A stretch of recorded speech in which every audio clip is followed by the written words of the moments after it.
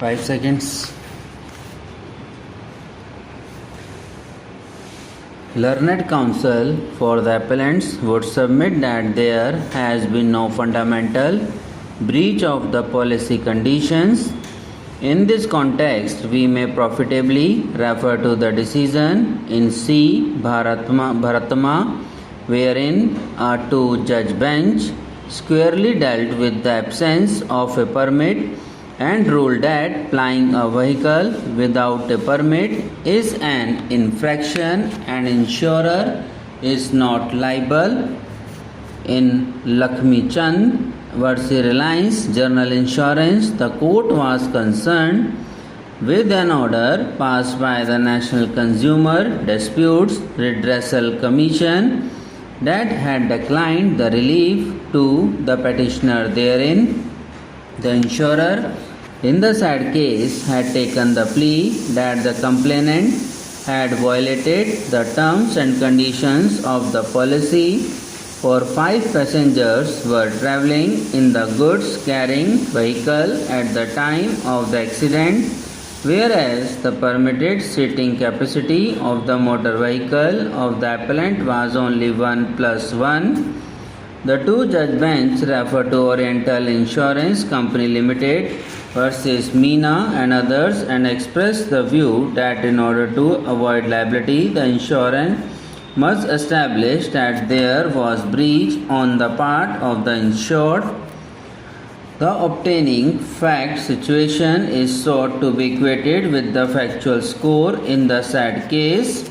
In this regard, it is useful to refer to the bench decision in HDFC Bank Limited versus Reshma and others.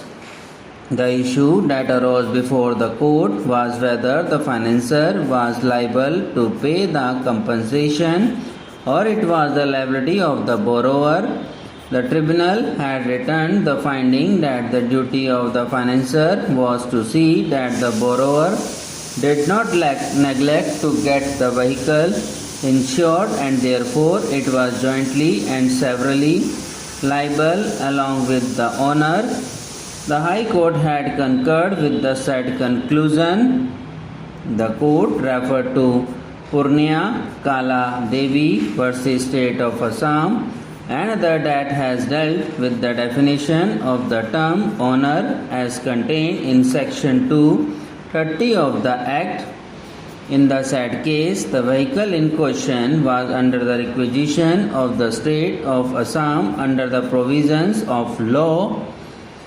In that context, the court has expressed that the High Court failed to appreciate that at the relevant time, the offending vehicle was under the requisition of respondent State of Assam under the provisions of the Assam Act. Therefore, respondent was squarely covered under the definition of owner as contained therein. Here the legislative intention in including in the definition of owner a person in possession of a vehicle either under an agreement of lease or agreement of hypothecation or under a hire purchase agreement of hypothecation or under a hire purchase agreement to the effect that a person in control and possession of the vehicle should be construed as the owner and not alone the registered owner. The High Court further failed to appreciate this legislative intention that the registered owner of the vehicle should not be held liable if the vehicle was not in his possession and control. The High Court also failed to appreciate that Section 146 of the 1988 Act requires that no person shall use or coach or allow any other person to use a motor vehicle in a public place without an insurance policy meeting the requirements of Chapter 11 of the 1988 Act, and the state government has violated the statutory provisions of the 1988 Act.